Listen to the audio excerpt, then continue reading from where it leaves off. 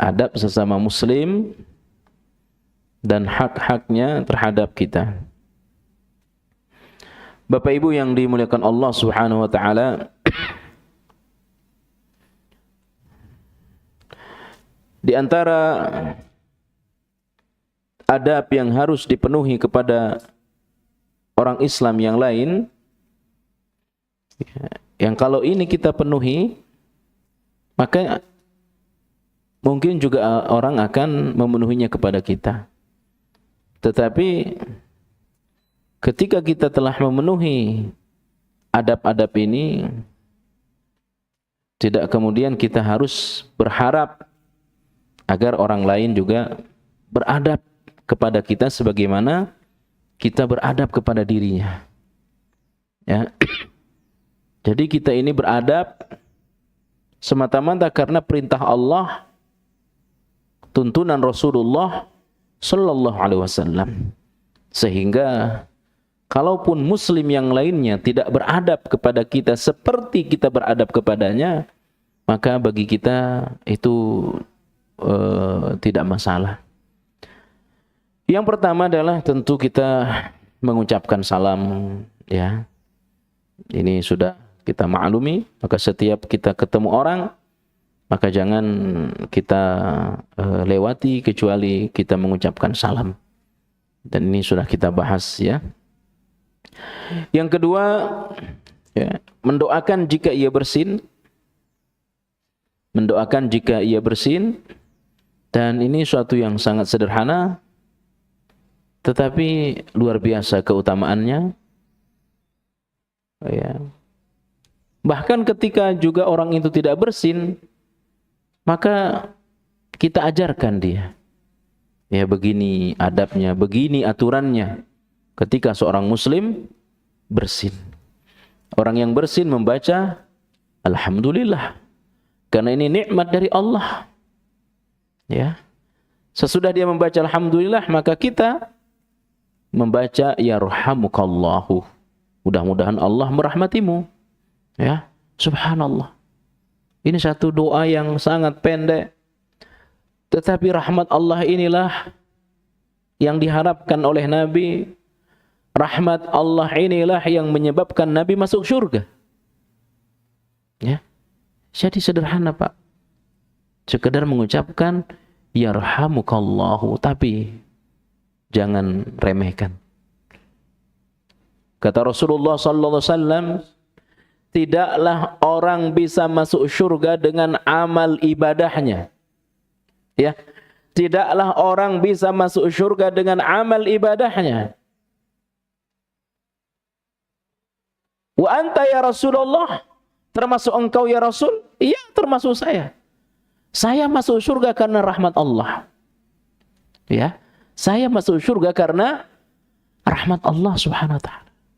Ini Rasul yang ibadahnya begitu banyak, begitu hebat, begitu semangat. Dengan mengandalkan ibadahnya saja beliau merasa tidak cukup, kalau bukan dengan rahmat Allah. Nah, apalagi kita, ya, yang ibadah kita ini sedikit, kadang-kadang yang sedikit juga kadang tercampur ria. Ibadah kita yang sedikit kadang-kadang ada ujub, sombong.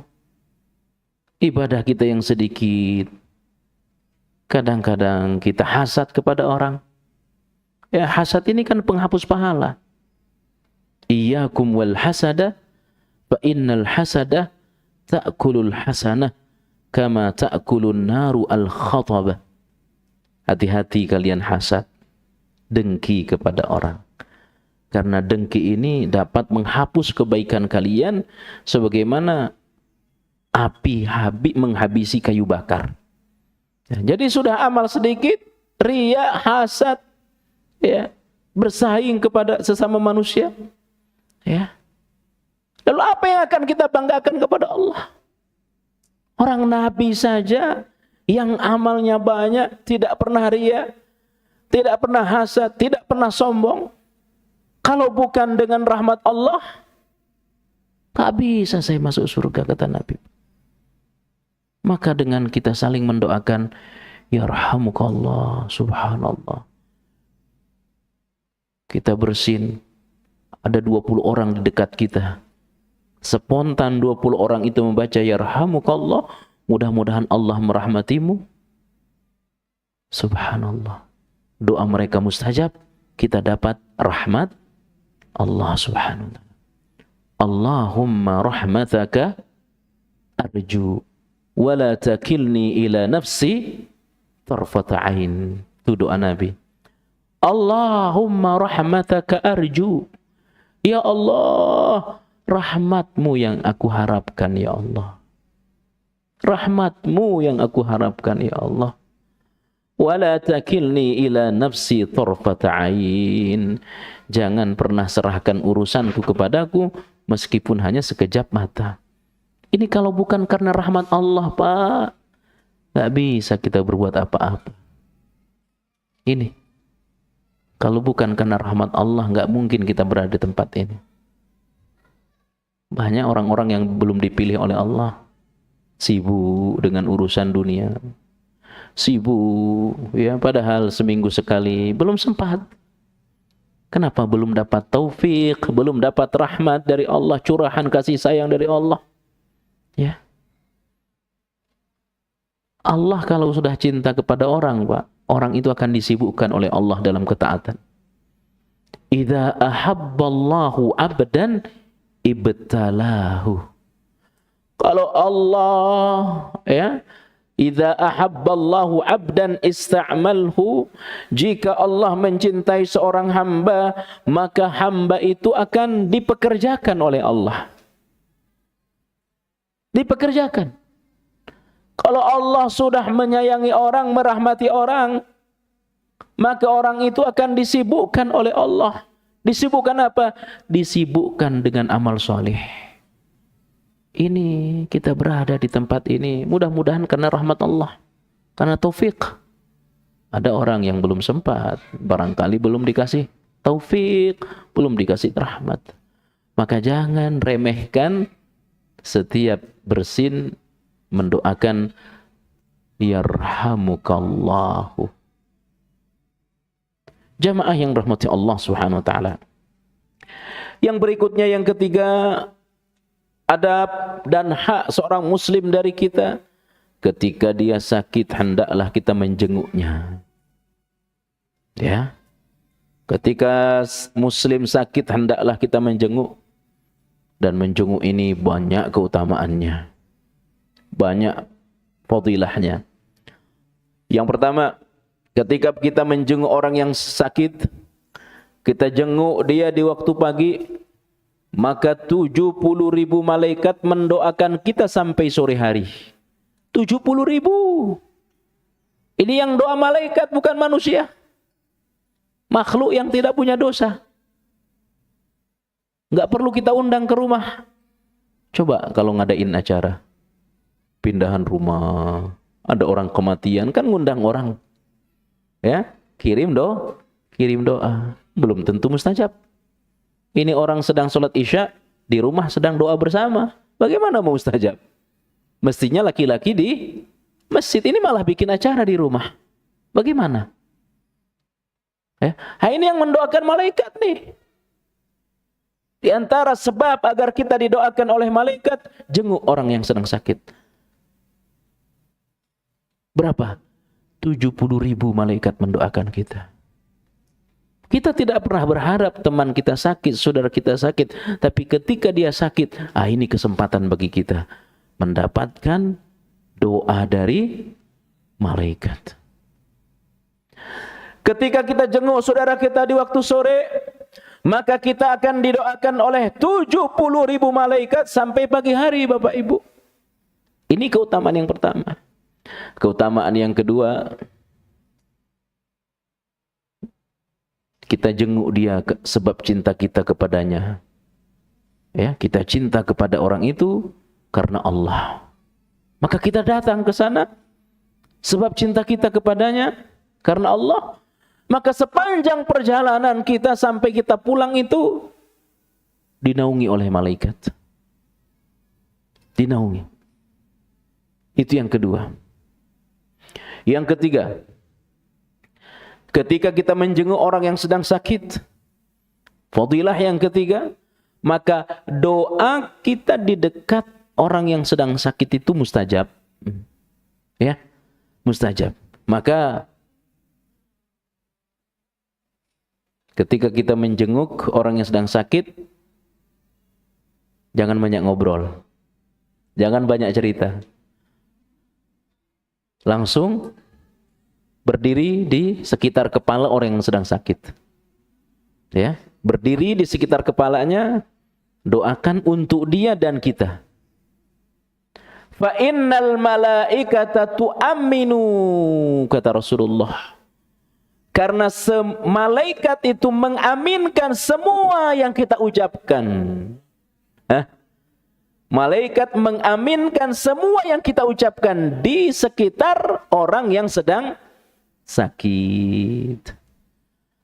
Makanya kalau kita bahas tentang adab jenguk orang sakit, jangan banyak ngobrol, jangan lama-lama, ya. Ini kadang-kadang jenguk orang sakit kayak reunian nih. Kayak reunian. Ya, segala macam diceritakan. Bahagiakan orang yang sedang sakit. Ya, jangan ditakut-takuti. Aduh, saya sakit nih. Kata dokter sakit saya semakin parah. Aduh, takut saya. Iya, kemarin saya habis jenguk teman saya, sakitnya sama, 2 hari sesudah itu mati dia. Ya, nggak boleh. Ya, tidak boleh. Kita itu jenguk orang sakit, gembirakan. Gembirakan. Ya, meskipun memang ada kisahnya, ada kasusnya. Beberapa yang lalu kita jenguk teman meninggal. Jangan diceritakan, nanti tambah down dia, tambah turun semangatnya. Jadi semangati. Terutama disemangati dalam hal ampunan Allah. Sudah banyak memohon ampun, banyak beristighfar, banyak berzikir. Karena doa orang yang sakit itu mustajab. Doa kita yang menjenguk mustajab, doanya juga mustajab. Ya.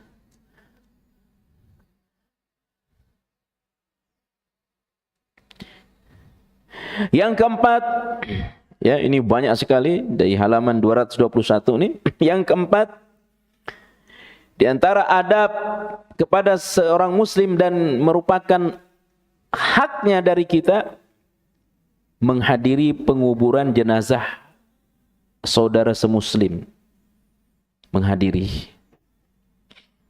Ya, keutamaannya besar. Kalau semua rangkaian kita ikuti, itu pahalanya seperti 2 gunung Uhud dari emas. Semua rangkaian dari awal sampai penguburan. Kebaikan yang kita dapatkan seperti 2 gunung Uhud. Ya. Gunung Uhud itu panjangnya itu sekitar 8 apa 11 kilo. Panjangnya. Lebarnya sekitar 3 kilo lebarnya. Panjangnya sekitar 11 kilo. Ya, lebarnya 3 kilo. Tingginya ya saya tidak tahu berapa ratus meter.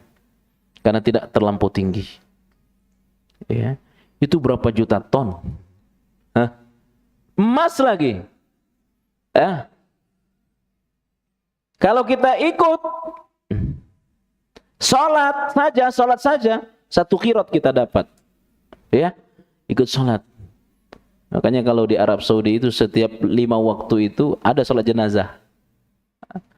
Makanya nikmat besar kalau kita dikurniain kesempatan haji atau umroh oleh Allah. Ikut sholat jenazah. Makanya kita tidak pernah berharap mudah-mudahan teman kita mati, jangan. Tapi ketika ada saudara meninggal, ada teman meninggal, usahakan ikut.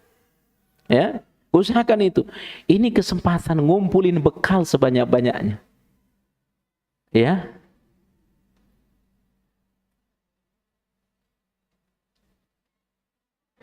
Yang kelima, adab seorang muslim terhadap muslim yang lainnya yang merupakan haknya dari kita adalah memenuhi janji kepadanya. Ya, memenuhi janji. Makanya muslim ini jangan banyak berjanji. Kalau sudah berjanji, Ya, nah, itu berat, harus ditunaikan. Makanya jangan banyak berjanji. Ya. Jangan banyak berjanji.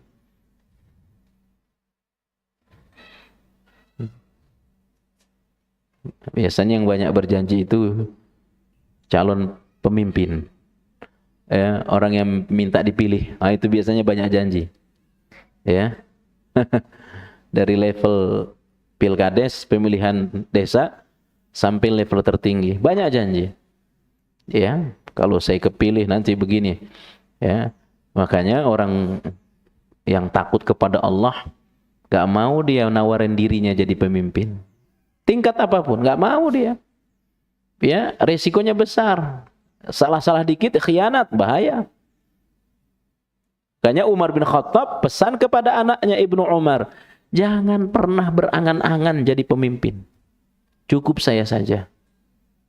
Dan Umar bin Khattab jadi pemimpin bukan keinginannya. Keinginan seluruh sahabat setelah Abu Bakar meninggal. Orang sepakat ya, Umar lah yang pantas. Makanya semua baiat kepada Umar.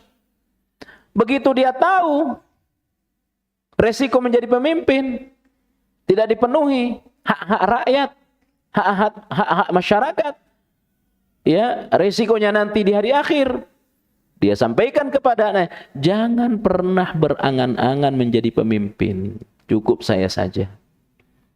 Ini kan agak berbanding terbalik dengan zaman sekarang sebagian. Selesai suami nyambung istri, selesai istri nyambung anak, anak mantu, begitu seterusnya, begitu seterusnya. Nah, orang yang takut kepada Allah agak khawatir. Ya, karena mau nawarin diri itu kan tidak lepas dari janji. Ya. Termasuk kalau kita bukan seorang pemimpin, janji kepada teman, janji kepada muslim harus dipenuhi. Makanya agar kita tidak membebani diri kita, jangan banyak berjanji. Kalau sudah berjanji tidak dipenuhi, munafik. Ayatul munafiqi thalath. Tanda orang munafik itu 3. Idza hadatsa kadzaba. Apabila dia berbicara berdusta. Wa idza wa'ada akhlafa. Jika dia berjanji dia lupa. Wa idza tumina khana. Jika dia diberi amanah, khianat. Ya. Makanya saya ulangi, jangan banyak berjanji kepada orang. Ya, jangan banyak berjanji. Salah-salah dikit munafik kita. Ya. Jadi tanda orang munafik 3. Bicara bohong.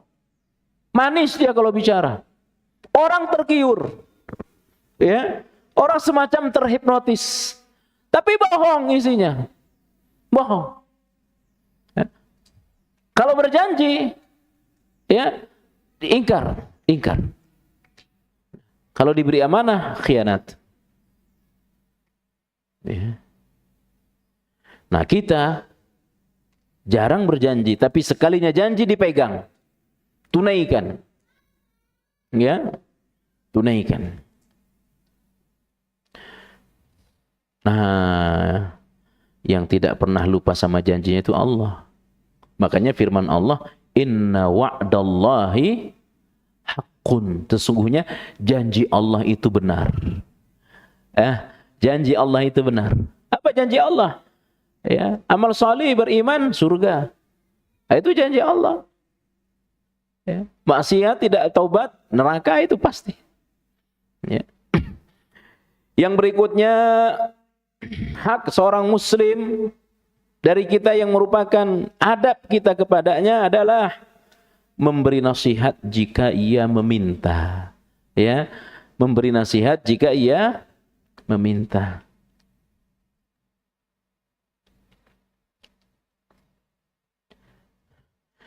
Tapi ada hal penting juga. Hal penting itu adalah kita ini kalau ada problem hidup, kalau ada masalah, jangan sembarangan cerita ke orang. Ini setiap ada orang cerita, setiap ada orang cerita. Ya.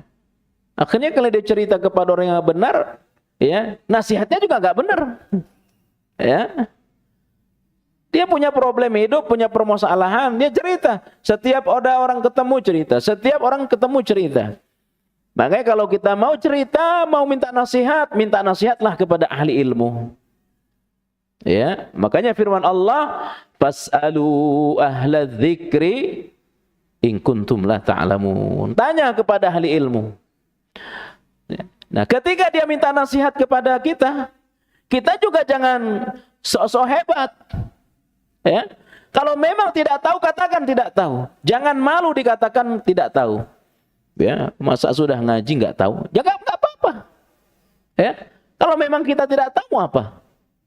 Ya, ini kan kadang-kadang kita malu. Ya, malu dikatakan tidak tahu. Tapi kalau kita tahu akan satu perkara yang dia tanyakan kepada kita, sampaikan. Khawatir kita termasuk yang difirmankan Allah dengan istilah kitmanul ilmi. Innal ladzina yaktumuna ma anzalallahu minal kitab wa yashtaruna bihi thamanan qalila. Jadi ada orang-orang yang dibenci oleh Allah. Ada orang-orang yang dimurkai oleh Allah. Siapa mereka? Kitmanul ilmi, orang yang menutup ilmu. Menutup ilmu. Dia tahu apa yang ditanya oleh orang, tapi dia tidak mau menjawab. Ya, dia tidak mau. Dia minta nasihat, udah ke yang lain saja, ke yang lain saja. Padahal dia tahu jawabannya berdasarkan yang benar, bukan perasaan. Maka kalau sudah tahu, katakan.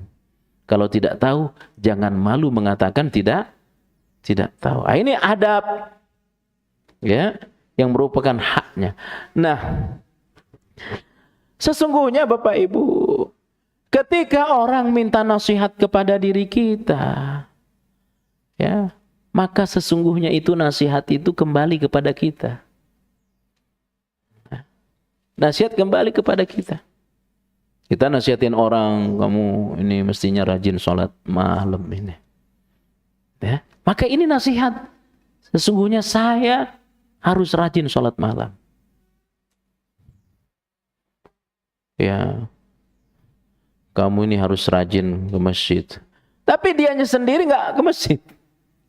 Ya, makanya nasihat kita kepada orang lain sesungguhnya itu adalah nasihat untuk diri kita. Maka kaidahnya adalah ya, ibda binafsik. Mulailah dari diri kita. Ya, mulailah dari diri kita.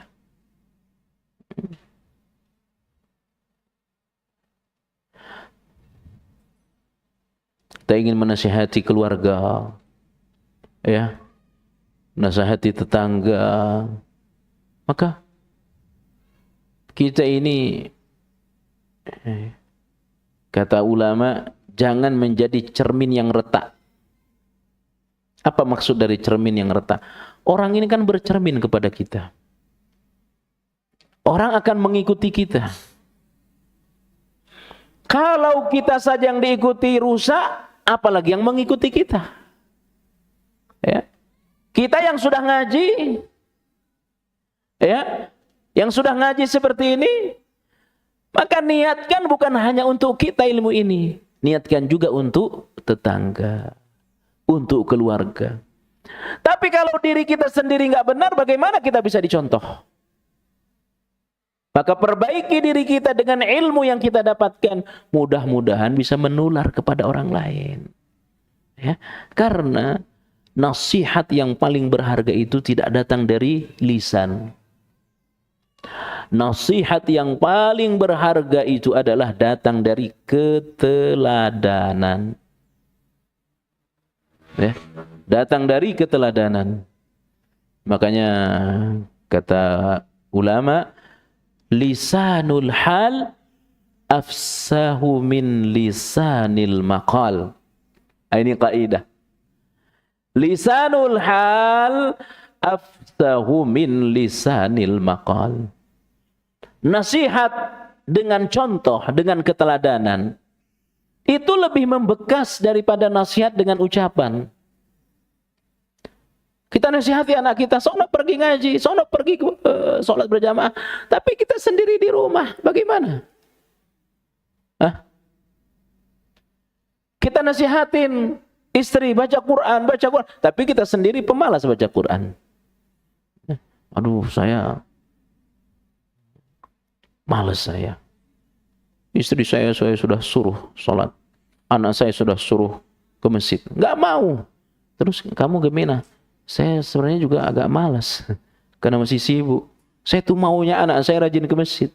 Tapi dia sendiri nggak ke masjid. Bagaimana? Padahal dia udah nasihatin terus. Dia udah suruh. Maka lisanul hal afsahu min lisanil maqal. Keteladanan itu lebih membekas daripada ucapan. Makanya sebelum orang minta nasihat kepada kita, perbaiki dulu diri kita. Karena orang tahunya kan kita ini orang berilmu. Majelis ilmu seminggu sekali. Orang tahu kita datang ke masjid-masjid ngaji. Orang akan menganggap kita ini punya ilmu. Dia tanya kepada kita. Bisa jadi memang kita tahu. Tapi kalau akhlak kita nggak baik, bagaimana? Maka nasihatin orang itu sesungguhnya adalah nasihat untuk diri kita. Bapak Ibu yang dimuliakan Allah Subhanahu wa taala. Yang berikutnya adalah hendaklah kita mencintai setiap muslim seperti kita mencintai diri sendiri. Ya. Kita mencintai.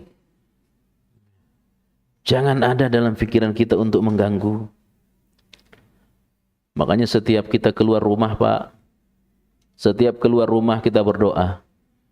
Allahumma inni a'udzubika an adhilla au udhalla an adilla au udalla an azilla au uzalla an azlima au uzlama an ajhila au ujhala. Itu doa setiap kita keluar rumah. Aku berlindung kepadamu ya Allah dari tergelincir dan menggelincirkan orang. Aku berlindung kepadamu ya Allah dari jatuh dan menjatuhkan orang. Aku berlindung kepadamu ya Allah dari kebodohan dan membodohi orang. Aku berlindung kepadamu ya Allah dari kezaliman dan menzalimi orang. Ya, sebagaimana kita tidak mau dizalimi oleh orang lain, maka jangan pernah berbuat zalim kepada orang. Apa yang kita inginkan baik kepada diri kita, kita pun harus bagaimana kebaikan itu terjadi kepada orang lain. Kita tidak mau ditipu, maka kita pun tidak mau menipu orang lain. Kita tidak mau mengambil yang bukan hak kita, maka kita tidak akan pernah mengambil hak orang lain. Ya. Sesuatu yang menurut kita baik untuk kita, maka kita pun berharap agar itu berlaku kepada sesama muslim yang lainnya. Ya. Yang pada puncaknya nanti kita pengen masuk surga. Maka kita pun berharap mudah-mudahan sesama muslim kita juga masuk surga. Ya. Biarkan aja, yang penting bukan saya. Nggak boleh. Nggak boleh. Yang penting bukan anak saya. Ya. Nggak boleh. Kita senang, ya. Kita merasa tenang ketika kita sholat. Maka kita pun berusaha agar orang bisa tenang saat dia sholat. Biarkan aja dia nggak sholat. Yang penting saya sholat, nggak boleh. Ya. Jadi kita harus mencintai sesama muslim sebagaimana kita mencintai diri kita. Bentuk cinta kepada sesama muslim adalah tebar manfaat kepada mereka. Tebar manfaat. Kalau kita tidak bisa menolong 10 orang, tolonglah 9 orang. Kalau tidak memberi manfaat untuk 8, tolong 7, tolong 6, tolong 4, 5, dan seterusnya. Kalau kita belum bisa membahagiakan orang, menolong orang, jangan pernah menzalimi orang lain. Ya, ini bentuk cinta kita. Doakan orang lain. Ya, doakan orang lain.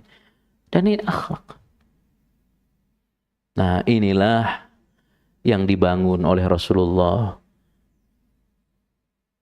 Mempersaudarakan antara muhajirin dan ansar. Sehingga mereka itu ta'akhu, saling cinta mencintai. Ya. Saling cinta mencintai. Bagaimana kalau kita beda manhaj? Ya. Dia, mohon maaf, masih mengamalkan perkara bid'ah. Kita cintai dia. Dengan apa? Kita berusaha agar dia keluar dari syiriknya. Kita mencari cara agar dia terbebas dari perkara bid'ah. Kita mencari cara agar dia terbebas dari dosa besar. Mencari celah. Ya. Ini bentuk cinta kita kepadanya. Karena kita tidak mau ya, dia disiksa di hari akhir. Ya. Orang dianya sendiri nggak peduli sama dirinya, masa saya peduli? Nggak apa-apa. Orang yang sedang berdosa itu kan sebenarnya sedang lupa dia kepada dirinya.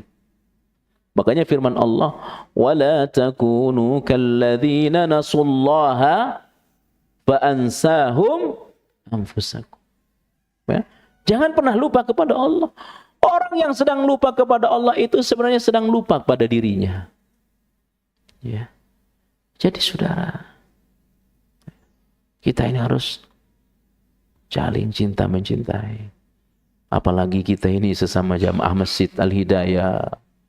Bagaimana pengurus mencintai jamaah, jamaah mencintai pengurus. Harus saling cinta mencintai. Yang namanya problem di masjid pasti ada. Problem di pondok, di pesantren, yayasan pasti ada. Tapi jangan sampai problem itu membuat kita retak. Hanya persoalan dunia yang sepele ini. Ya. Mencintai sesama muslim sama seperti kita mencintai diri kita. Ini berat. Ya, ini berat. Tapi tergantung kepada kebersihan hati. Ya. Yang berikutnya menolongnya.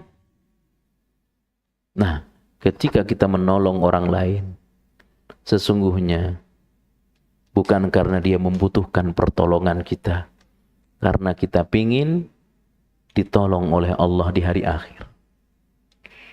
Wallahu fi aunil abdi ma kana al-abdu fi auni akhihi. Allah mau menolong hambanya selama hamba itu mau menolong orang lain. Jadi kalau kita nolong orang, Pak, nolong seorang muslim, membantu seorang muslim, sesungguhnya bukan karena dia butuh kepada kita, Pak, tapi karena kita pengen ditolong oleh Allah. Ya.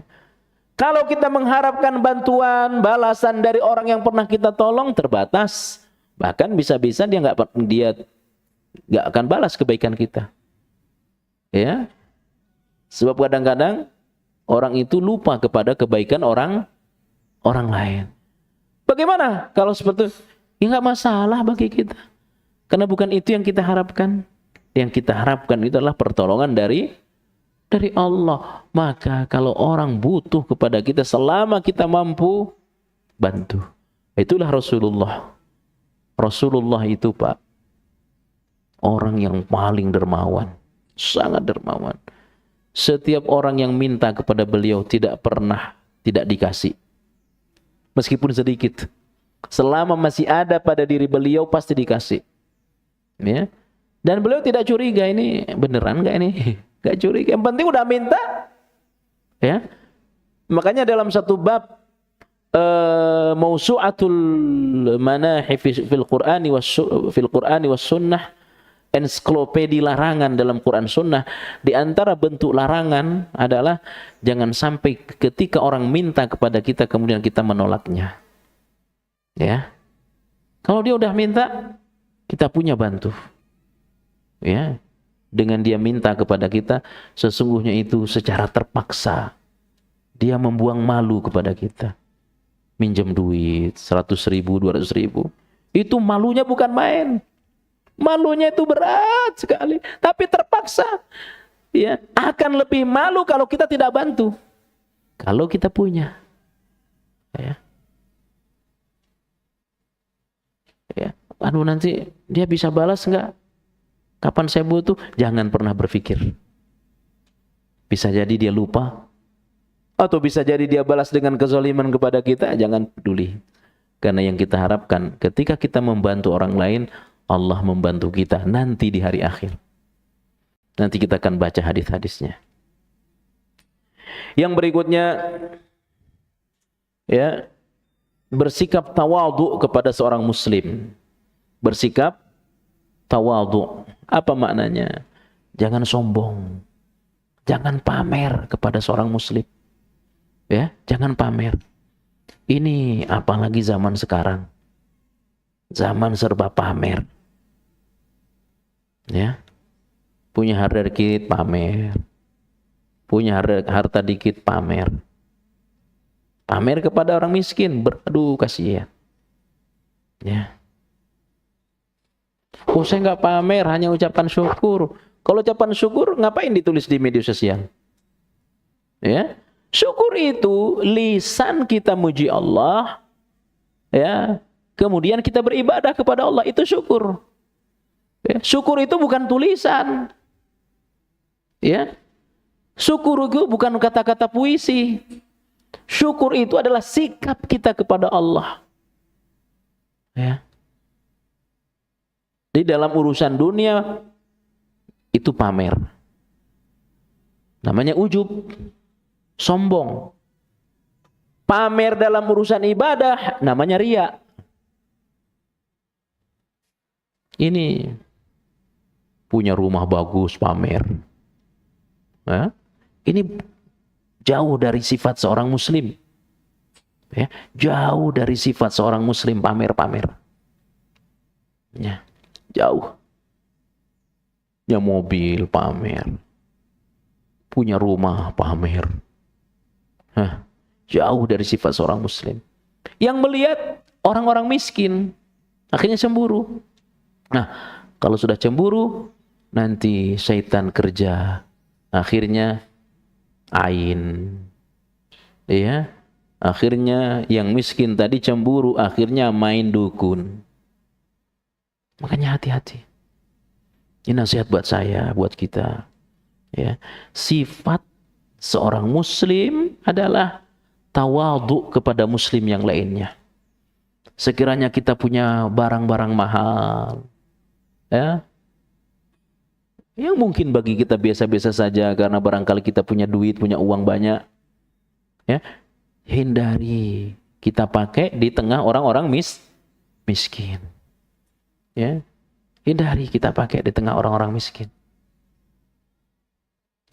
Kalau ketemu orang-orang miskin, pakai pakaian biasa. Ya, yang namanya manusia ini kan ada sifat pengen. Sifat pengen. Ya, banyak tawadhu, rendah. Merendah di hadapan orang. Jangan sombong. Ya, terutama kepada orang yang lebih rendah dari kita. Ya. Terutama kita ini yang masih main media sosial, ya, pamer dunia. Yang senang pamer itu kan Qarun. Qarun itu senang pamer kerjaannya. Yang dia pamerin apa? Kunci gembok hartanya. Bukan hartanya yang dipamerin, kuncinya. Kunci hartanya saja pakai gerobak, apalagi hartanya. Akhirnya ditenggelamin sama Allah. Baru orang akan sadar ketika dicabut hartanya oleh Allah. Biasanya orang yang suka pamer ini karena ada saingannya. Karena ada saingan. Saingannya pamer, dia pun pamer. Tidak mau kalah. Ya, biasanya seperti itu. Saya melihat seperti itu. Ya, karena ada saingan. Saingannya memperlihatkan HP-nya di medsos, dia juga. Saya selalu pantau. Ya. Seperti itu. Ya, makanya ini konsep hidup kita. Ya. Dunia ini apa sih? Dunia ini rendah. Dunia ini hina. Ya. Berarti kalau kita pamer dunia, kita termasuk orang yang hina. Ad-dunya mal'unah mal'unun ma fiha, kata Nabi. Dunia ini terlaknat. Semua isi dunia ini terlaknat. Semua isi dunia terlaknat. Ini kata Nabi, Pak, bukan kata saya. Dunia seisinya terlaknat. Kecuali dunia kita isi dengan zikir, kecuali dunia kita isi dengan loyal kepada Allah, kecuali dunia kita isi dengan ilmu, baru dunia ini berharga. Ya. Maka siapa yang sering memamerkan hartanya, sesungguhnya dia orang yang sedang terhina di hadapan Allah. Bisa jadi orang kagum, hebat ya, punya rumah, hari ini tiba-tiba di mana, hari ini tiba-tiba di mana. Ya, terbang, hari ini di bandara ini, hari ini di bandara ini. Mungkin orang kagum, decak kagum, tapi di hadapan Allah dia sedang terhina sebagaimana terhinanya dunia. Hanya tawadhu. Tawadhu takun kan najmi la hali nadhirin. Merendahlah seperti bintang. Bintang tinggi. Ini bukan hadis, ini mahfuzat, syair. Tawadhu takun kan najmi la hali nadhirin. Merendahlah seperti bintang. Bintang tinggi di atas langit, tapi dia terlihat di hujan, di banjir. Apalagi kalau airnya banyak. Kan kelihatan itu bintang tengah malam. Artinya semakin tinggi, semakin merendah. Ya, seperti orang yang terbang. Orang semakin terbang tinggi, ya, semakin ya rawan untuk jatuh.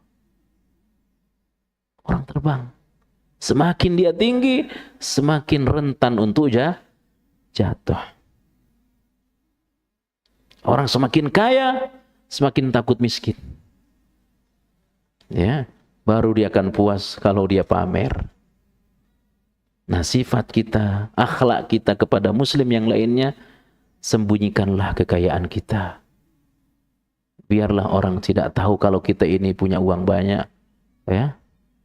Tapi kalau bantu harus, nolong harus, tanpa orang tahu bahwa kita ini punya duit banyak. Apalagi sedekah kita harus disembunyikan, ya. Bapak Ibu yang dimuliakan Allah Subhanahu wa taala.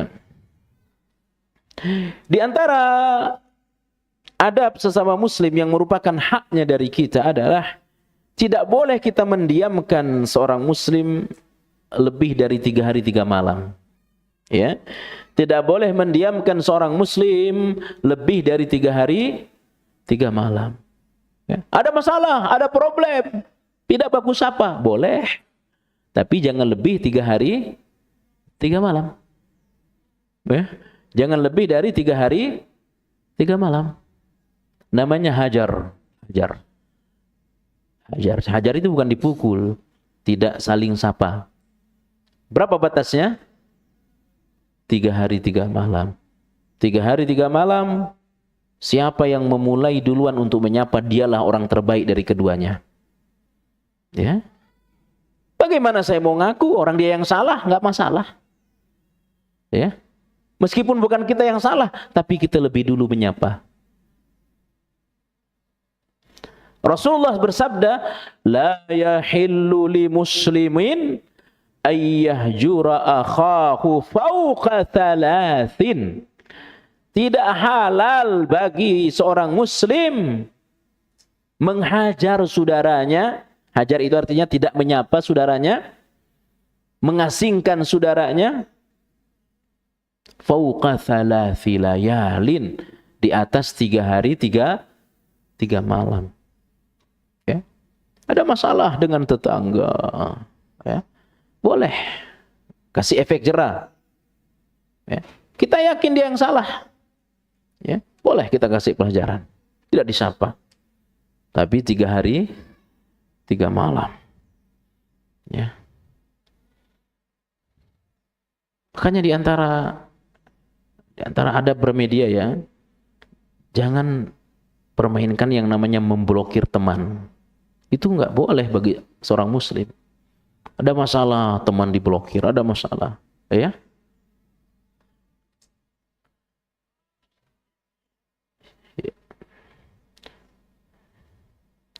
Yang berikutnya,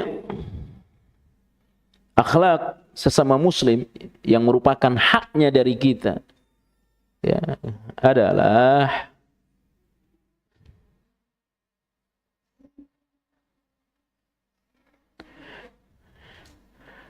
selalu menjaga kehormatannya, baik masih hidup, apalagi sesudah meninggal dunia. Menjaga kehormatannya, baik masih hidup maupun sesudah meninggal dunia.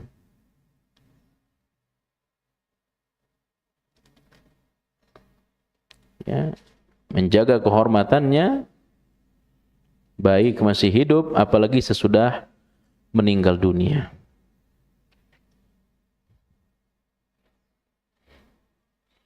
Oleh sebab itulah nanti ada konsep yang lain, tapi dia bersalah kepada saya, ya, udah maafkan. Dan kesalahan orang itu harus kita tutup, aibnya kita tutup. Man satara, ya, uyuban, satarallahu uyubahu. Barang siapa menutup aib saudaranya, maka Allah akan menutup aibnya di dunia, terlebih nanti di hari akhir. Ya. Oleh sebab itulah Bapak Ibu, di antara alasan kenapa, ya, disunnahkan ketika memandikan jenazah itu keluarganya bukan orang lain, yang paling bagus itu anaknya. Kalau yang meninggal bapaknya, anak lelakinya, anak perempuannya tidak ikut. Kalau yang meninggal ibunya, yang memandikan, anak perempuannya, anak lelakinya tidak ikut. Itu sunnah, bagus. Kalau yang meninggal istri, yang memandikan suami, yang meninggal suami, yang memandikan istri. Di antara hikmahnya, karena yang meninggal ini punya aib di tubuhnya. Ada sesuatu yang kalau diketahui oleh orang lain, itu dia akan malu. Nah, kalau yang memandikan, yang mengurus orang lain, bisa jadi akan cerita. Duh, kasihan banget ya. Tadi waktu saya mandikan, ya, waktu saya mandikan, waktu saya. Akhirnya orang jadi tahu. Tapi kalau yang mengurus anaknya, aib orang tuanya nggak mungkin dia ceritakan, ya, karena malu. Dia malu. Kasihan kalau aib itu diketahui oleh orang lain. Itu hanya datang dari anak. Ya. Jadi kita, ketika orang berbuat salah kepada kita, maafkan dan tutup aib orang itu. Jangan sampai orang tahu selain kita bahwa dia berbuat salah. Tetapi ini juga penting pada diri kita sendiri. Jangan sampai orang lain sudah menutup aib kita, malah dia sendiri yang cerita aibnya. Ya. Nah, orang seperti ini namanya mutajahir. Nabi mengistilahkannya dengan mutajahir. Apa manil mutajahir? Orang yang malam dia bermaksiat kepada Allah. Allah hendak maafkan dosanya pagi hari, pagi-pagi malah dia ceritakan dosanya kepada orang. Allah murka kepada orang seperti ini. Ya, mestinya dia tutup aibnya itu. Jangan sampai orang lain tahu kalau tadi malam dia bermaksiat. Ya, kalau tadi malam dia ngintip rumah orang. Ya, kalau di kampung-kampung itu ada penyakit namanya penyakit ngintip. Ngintip orang yang sedang tidur. Ya, biasanya tengah malam, di saat orang sedang pulas. Ya, tutup aib. Meskipun dia tunda tobatnya sampai sore, tetap Allah maafkan. Malah dia ceritakan, oh di malam saya ngintip. Itu namanya mutajahir. Ya, mutajahir. Jadi maafkan orang, tutup aib orang. Kenapa kita menutup aib orang? Karena kita ini juga punya salah, Pak. Kita ini juga punya aib. Siapa yang tidak punya aib di antara kita? Hanya Rasul yang tidak punya aib. Kita ini punya aib. Maka siapa yang menutup aib saudaranya, menutup kesalahan saudaranya, maka Allah akan menutup aibnya. Tapi siapa yang menyingkap, membuka tabir kesalahan orang lain, maka orang lain pun akan membuka aib dia. Ya. Makanya ada istilah, hati-hati loh, nanti saya buka rahasiamu, kan jadi malu kita. Ya. Udahlah, nggak usah begitu. Kita kan sama-sama punya cerita buruk masa lalu. Hati-hati saya buka loh. Ya, kan nggak enak. Maka di antara caranya adalah maafkan orang lain, tutup kesalahan orang lain. Termasuk nih Pak, termasuk ketika terjadi perceraian antara pasangan suami istri. Coba perhatikan. Sampai kepada ustadz. Ya. Terjadi perceraian, istri mengungkap dosa-dosa suaminya. Itu pandai aja dia ceramah. Tapi kepada istri, kepada anak itu nggak benar. Orang jadi tahu. Dari mana orang tahu? Dari mantan istrinya. Ya. Jadi berlaku kepada siapa saja. Maka konsepnya adalah tutup aib. Kenapa ada iddah? Ya. Ada iddah di dalam agama Islam. Ya, masa menunggu. Ketika terjadi perceraian, talak suami istri, ya, itu bagusnya istri tidak keluar rumah sampai habis masa iddah. Sehingga orang tidak tahu kalau mereka tuh sedang bercerai. Ya. Itu bagusnya ketika terjadi perceraian, kasih kesempatan di rumah.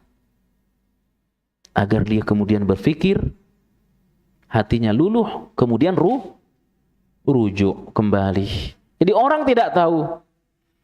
Ini baru cerai sehari. Keluar rumah, udah keluar mulut cerita pasangan masing-masing. Kenapa kok cerai? Oh, itu suami saya nggak benar. Kenapa kok cerai? Ini istri saya nggak benar. Akhirnya semua orang tahu kalau ini pasangan nggak benar. Padahal orang taunya mereka itu orang baik. Makanya hati-hati. Jangan pernah mengungkap kesalahan. Ya. Begitu ada kesalahan orang, tutuplah serapat-rapatnya. Siapa yang menutup kesalahan saudaranya, maka Allah akan menutup kesalahannya di hadapan orang lain. Apa di antara doa Nabi yang beliau rutin baca setiap pagi? Allahumma astur aurati wa amin rawati. Itu doa Nabi setiap pagi. Coba renungkan itu, Pak. Coba. Nabi itu pagi berdoa pada Allah. Allahumma astur aurati. Ya Allah, tutuplah aibku ya Allah. Padahal Nabi nggak punya aib, Pak. Tutup aibku ya Allah. Karena yang namanya aib ini memalukan, Pak. Ya, saya sering sampaikan di mana-mana. Ini kalau Allah buka aib kita, Pak, nggak berani kita di sini, Pak. Kalau masing-masing kita nih tahu masa lalu kita, nggak mau kita di sini, malu kita. Setiap orang berdosa tiba-tiba langsung dihukum oleh Allah. Melihat hal haram dikurangi penglihatannya. Ya, menggibah langsung dikurangi apa? Lidahnya oleh Allah, habis lidah orang. Tapi Allah tutup. Allahumma astur aurati. Tutup aibku ya Allah. Jangan sampai orang tahu kalau saya ini punya dosa. Padahal Nabi nggak punya dosa. Itu di dunia, terlebih nanti di hari akhir. Bagaimana caranya agar aib kita ditutup oleh Allah? Jangan pernah menceritakan aib orang lain. Bisa jadi aib orang yang kita ceritakan dia tidak membalas. Dia takut kepada kita. Tapi ada lisan-lisan lain yang akan mengungkap aib kita. Ada ribuan lisan yang akan menceritakan aib-aib kita. Satu aib orang kita ceritakan, dia tidak berani menceritakan aib kita. Puluhan lisan sedang berusaha ingin menceritakan aib kita. Ya, satu aib orang kita tutup, maka ribuan aib kita akan ditutup oleh Allah Subhanahu wa ta'ala. apalagi aib pasangan. Ya. Makanya tidak boleh kita menceritakan mohon maaf dari hubungan kita ke suami istri, tidak boleh diceritakan. Hatta termasuk cerita kepada masing-masing mertua. Ya. Bapak Ibu yang dimuliakan Allah Subhanahu wa taala.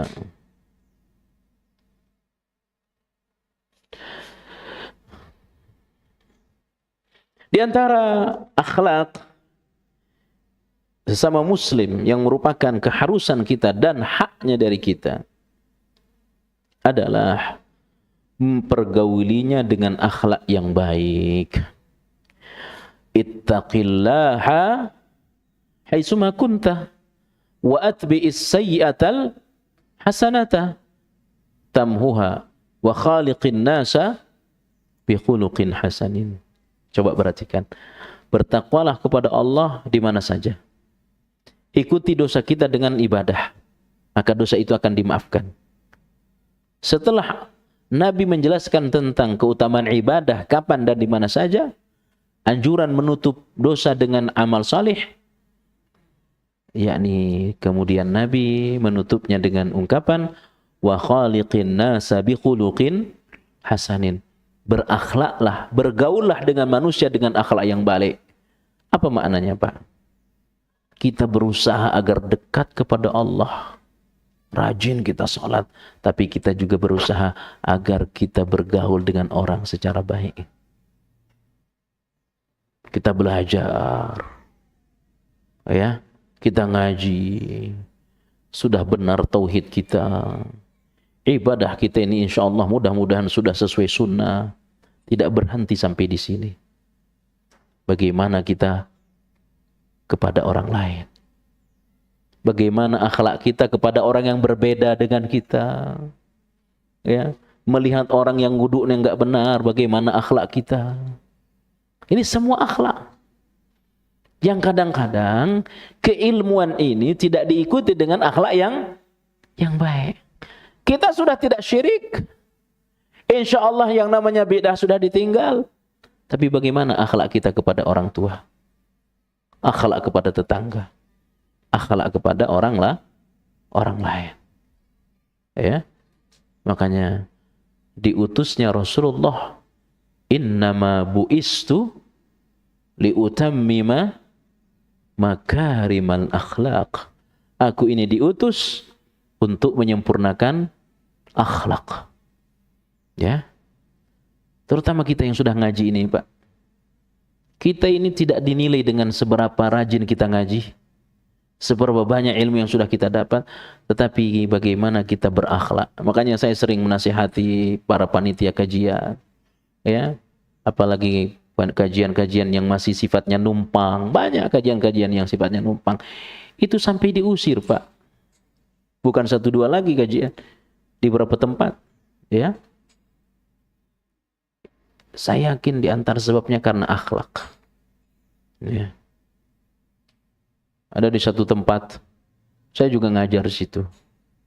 Ya. Itu dikasih kesempatan, ustadz lama dihabisin dengan alasan, ya, yang lama ini masih ngajarin bid'ah. Tidak seperti itu cara berdakwah. Ya. Jadi kita dikasih kesempatan sudah syukur. Jangan kemudian menjaga jarak dengan orang lama. Ya. Akhirnya kalau orang lama bikin apa cara untuk mengusir kita kan bisa jadi. Makanya penting bagi kita para panitia kajian ini kedepankan akhlak. Kedepankan akhlak. Kalau akhlak sudah kita tunjukkan, insya Allah akan mudah dakwah kita. Ya. Wa khaliqin nasa bi khuluqin hasanin. Ya, makanya kalau guru kita itu Ustadz Yazid bin Abdul Qadir Jawas kepada wanita-wanita yang ngaji, ya, kalau sudah sesama perempuan sudah buka cadar. Kalau sesama perempuan biar baku sapa, biar saling menyapa. Itu sampai begitu beliau. Ya, biar saling kenal. Ya. Artinya kita ini harus selalu ramah kepada orang. Ramah. Wah ini lain. Jangan, kita harus ramah. Meskipun bisa jadi manhaj kita beda dengan manhajnya. Harus ramah. Ya. Kalau adu ilmu, dia punya ilmu, kita punya ilmu, bisa debat, nggak ketemu. Sama-sama punya alasan, nggak tunduk dia. Sama-sama punya alasan. Tapi orang itu bisa luluh dengan keramahan kita. Orang bisa tunduk dengan akhlak kesantunan kita. Ya. Dengan akhlak. Kalau adu ilmu, orang kafir zaman Nabi udah punya ilmu. Ya, punya ilmu. Tapi kesantunan Nabi, akhlak Nabi, Nabi sering menyapa, Nabi sering menjenguk. Makanya apa kata Khadijah? Ketika beliau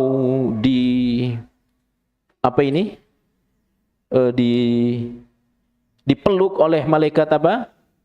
Jibril waktu pertama turun wahyu. Iqra bismi rabbikal ladzi khalaq. Ketakutan. Siapa itu? Apa kata Khadijah? Engkau tidak akan dihina wahai Muhammad karena engkau itu sering datang kepada orang. Engkau tidak akan dihina karena engkau sering menyapa orang. Engkau tidak akan dihina karena engkau sering berbagi makanan kepada orang. Ya. Khadijah tidak menyebut engkau tidak akan dihina karena engkau orang pintar, bukan. Ya. Engkau tidak akan dihina karena engkau sering datang kepada orang. Karena engkau sering memberi makan kepada orang. Ini akhlak. Ya, ini akhlak. Makanya kedepankan akhlak. Kalau ilmu yang dikedepankan, orang lain juga punya ilmu. Ya, tapi akhlak. Pada orang tua terutama, bagaimana kita berbicara. Ya.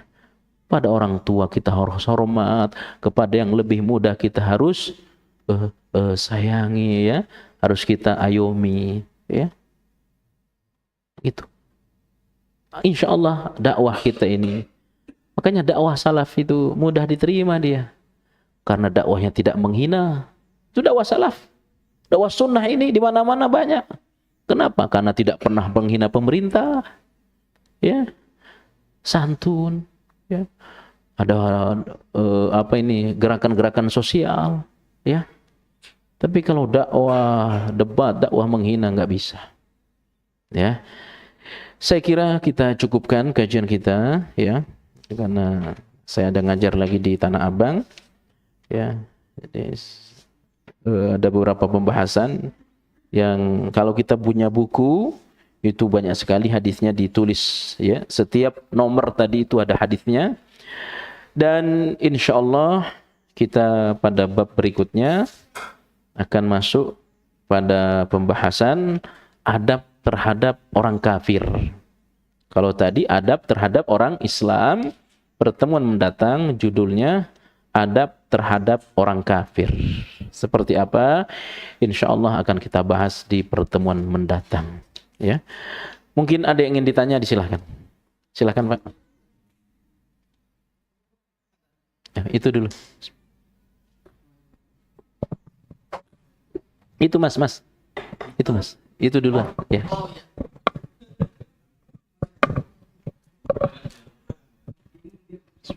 Assalamualaikum warahmatullahi wabarakatuh, Ustaz.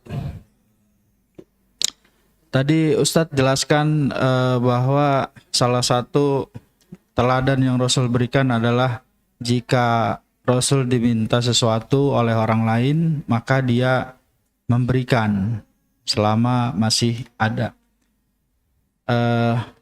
Ini pertanyaan ada dua, Ustaz. Pertama, hari ini banyak kondisi ditemukan pada saat orang yang menghubungi kita, yang kenal, jika kondisinya itu pinjam uang, gitu. Sedangkan mungkin kita punya kebutuhan sendiri, atau mungkin ada yang lagi menabung mau membeli sesuatu, tapi kondisinya seperti itu, Ustaz. Hubungin kita pinjam uang. Dan kalau mengikuti teladannya Rasulullah tadi, ya mungkin apakah uang itu bisa ngumpul atau apakah mungkin bisa cukup buat kita, sedangkan kita ada uang, orang hubungin kita pinjam uang.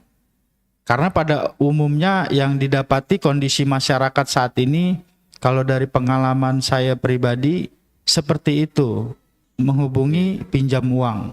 Itu yang pertama, Ustadz. Apa sikap yang harus kita ambil? Yang kedua, tentang silaturahmi tadi yang harus dijaga sesama muslim. Muslim tadi saya tanda kutip, definisi dari muslim ini, ada orang yang secara identitas KTP Islam tapi dia mungkin belum sholat. Ada juga yang sudah sholat, ada yang sudah sholat dan menjalankan sunnah-sunnahnya dan sebagainya. Nah, bagi beberapa teman yang masih seagama tapi cenderungnya menyakiti, cenderungnya berkhianat dan sebagainya, apakah orang-orang seperti ini juga tetap kita menjalin silaturahmi atau patut kita jauhi? Karena setiap kita dekat dengan mereka ada timbul masalah, dekat mereka timbul masalah. Jadi kita udah sabar, lalu dekat lagi, masalah lagi, sabar, dekat lagi, masalah lagi.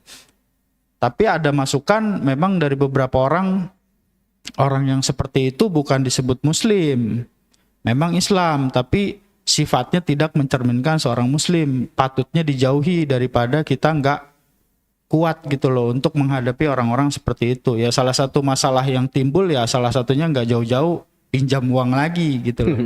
Pada saat datang manis, tapi ujung-ujungnya duit. iya, pada saat datang manis, pas ditagi jadi iblis dia. Demikian Ustadz. Assalamualaikum warahmatullahi wabarakatuh. Saya ada jamaah di Kemayoran itu. Dia ini sudah mau daftar umroh, suami istri. Tiba-tiba teman dekat dia telepon. Dia mau minjam duit. Ya, dia mau minjam duit dengan nilai yang besar. Jadi bingung dia. Karena memang teman dekatnya dan memang benar gitu. Keperluannya itu memang sesuatu yang mendesak. Dia konsultasi kepada saya. Bagaimana sikap saya? Saya tanya, apa antum sudah berjanji? Sudah sampaikan ke istri mau umroh?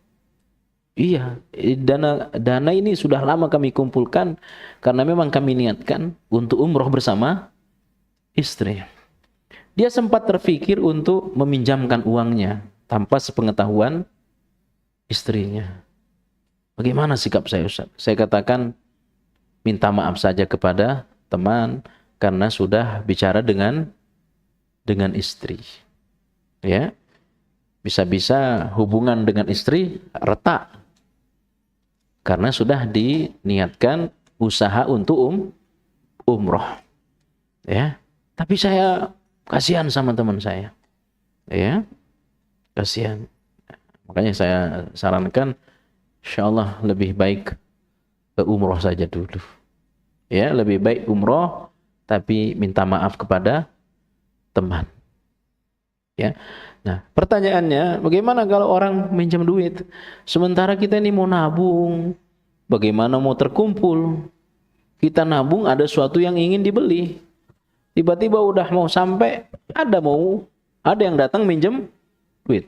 Pertanyaannya, kita itu mau beli sesuatu apakah perkara urgen dalam hidup kita? Kalau hanya sekedar untuk kesenangan, maka jawabannya lebih utama kita pinjamkan. Ya. Tapi kalau kita nabung untuk daftar haji, ya, daftar haji berdua 50 juta sama istri, tiba-tiba teman dekat nelpon, minjam duit 20 juta. Ya.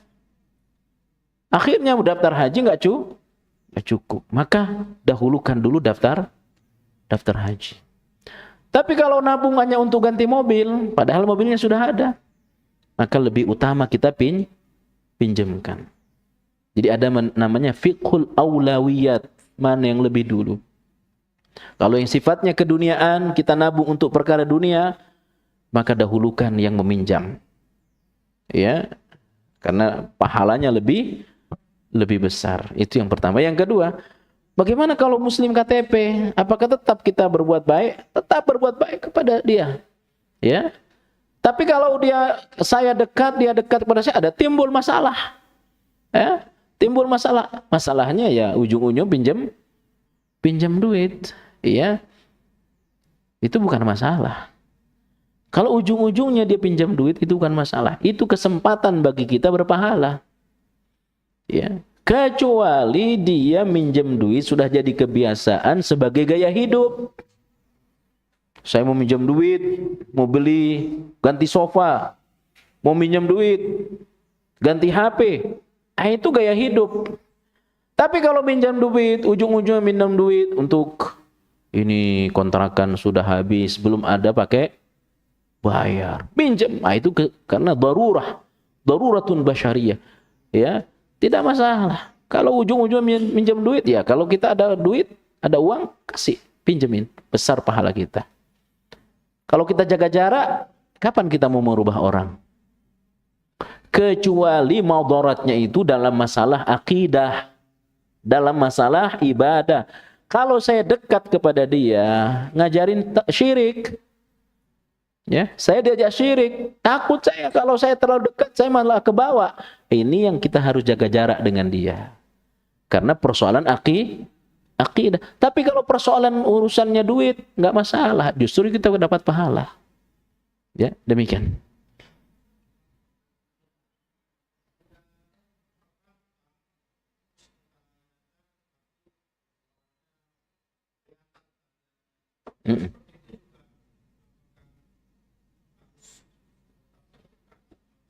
Tetap terbuka.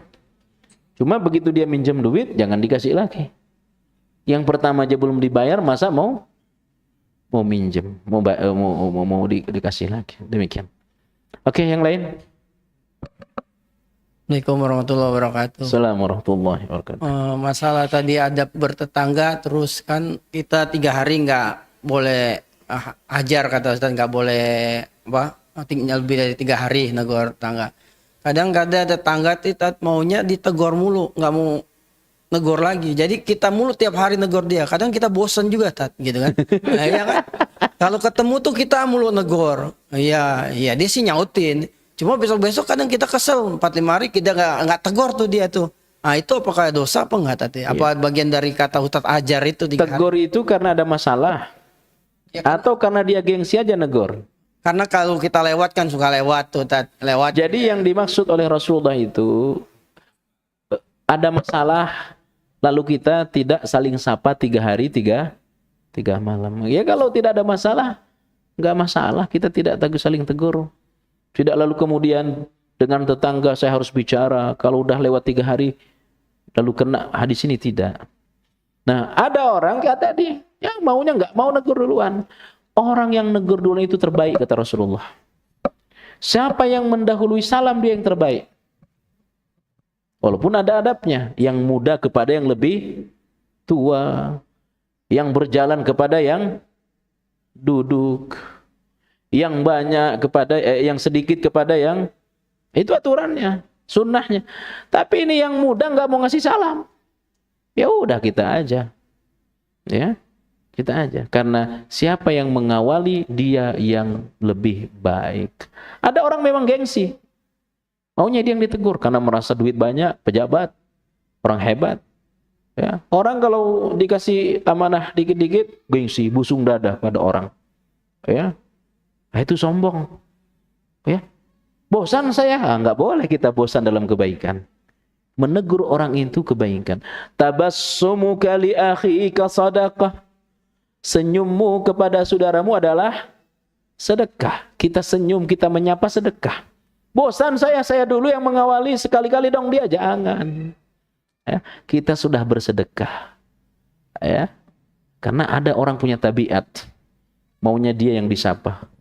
Biasanya orang kaya, ya, orang yang memiliki jabatan tinggi, ya, begitu. Demikian. Ada yang lain, silakan.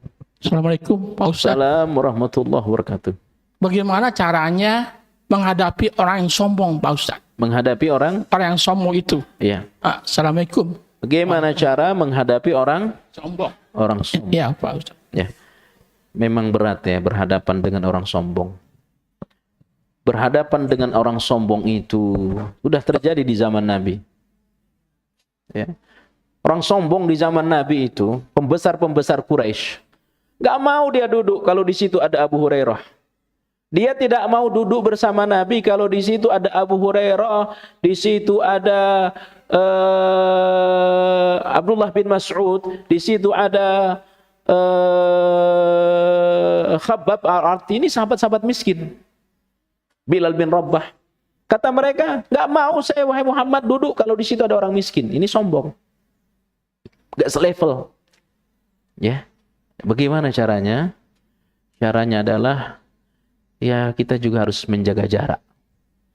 Ya, jangan terbawa. Ya, akhirnya kita mendekat kepadanya, menghindar orang miskin. Nggak boleh. Ya. Kita jangan merasa bangga punya teman orang kaya, tapi menghindari berteman dengan orang miskin. Nabi ditegur, wasbir nafsaka ma'al ladzina yad'una rabbahum bil ghadati wal 'ashyi yuriduna wajah. Muhammad, udah kamu bersabar aja sama orang-orang miskin. Buat apa kamu duduk dengan orang-orang sombong seperti itu? Ya. Jadi jaga jarak, tetap berkawan dengan orang-orang miskin, dengan orang-orang rendahan. Tapi sesekali kita temuin dia. Nasihatin. Ya, nasihatin. Tapi begitu kita nasihatin, dia lebih pintar dari kita. Ya. Biasanya orang sombong itu susah dapat nasihat. Ya. Al-kibru batarul haqqi wa ghamtun nas. Orang sombong itu nolak ilmu, merendahkan orang. Itu sifat orang sombong. Nolak ilmu, ngerendahin orang. Kamu nggak level ngajarin saya. Ya, yang ngajarin saya itu no orang-orang hebat. Masa kamu ngajarin saya? Itu orang sombong. Ya. Tapi sesekali kita diskusi kepada mereka. Terserah mau dia terima mau enggak, terserah. Niat kita karena Allah. Tapi jangan merasa terhina dengan kita dijauhi oleh orang sombong. Jangan merasa kecil karena kita tidak dekat dengan orang kaya. Ya. Orang kaya itu belum tentu hebat dari kita. Ya, orang itu hebat karena Allah. Ya. Wa may yuhinillahu fama lahu min mukrim. Siapa yang dimuliakan oleh Allah, ya, tidak ada yang bisa menghinanya. Ya. Kita tidak boleh minder di hadapan orang kaya, Pak.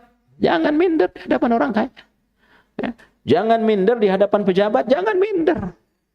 Kita ini minder kalau kita maksiat.